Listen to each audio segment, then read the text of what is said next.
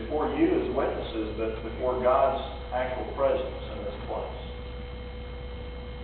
And what God has joined together, let not man put asunder, ever. Tony, I will ask you as you hear these words of commitment to answer accordingly.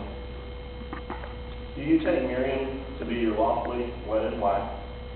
And do you promise before God and these witnesses to be faithful to her and to her alone, for better or worse, in wealth as in poverty, in days of joy, in days of sadness, for as long as you both shall live? Miriam, I will ask you to also consider these precious words of commitment that you're sharing with Tony. Do you take Tony to be your lawfully wedded husband? And do you promise before God and these witnesses to be faithful to him alone, for better or for worse, in wealth or in poverty, days of joy, days of sadness, for as long as you both shall live?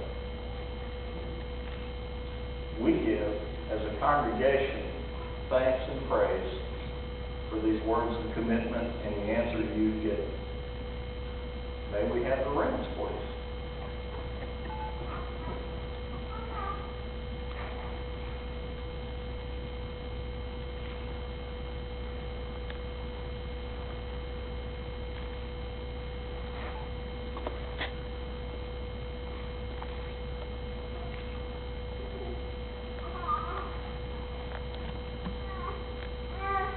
Tony, as you place your ring on your bride's hand, please repeat each of these phrases in words of endearment.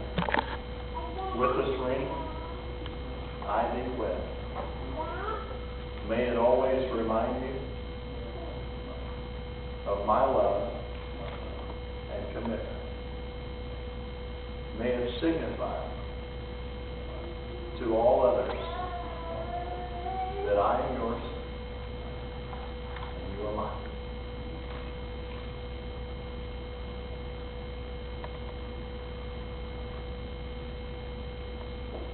It's a beautiful ring. It's a beautiful commitment. And now, Miriam, as you place your ring on Tony's hands, I would ask that you also repeat these words of precious commitment. With this ring, I thee wed. May it always remind me of my love and commitment. May it signify to all others that I am yours and you are mine.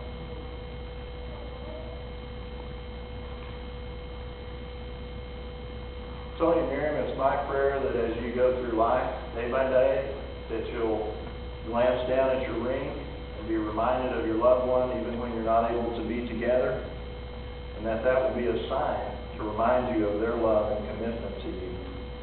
Love that endures time and hardship. The bride and groom have selected words of blessing that capture their feelings for one another. We're going to share those words of blessing at this time. Now you will feel no rain, for each of you will be a shelter to the other. Now you will feel no cold, for each of you will be warm to the other. Now there is no more loneliness for you, for each of you will be a companion to the other. Now you are two bodies, but there is only one life before you. Go now to your dwelling place to enter into the days of your togetherness, and may your days be good and long upon the earth. I know that we, as your circle of friends, church family, co-workers, share in this blessing and prayer for you and your new life together. And now for the fun part. By the authority vested in me in the state of Missouri as minister of the gospel, Tony and Miriam, I pronounce you husband and wife, and yes, Tony, you may kiss the bride.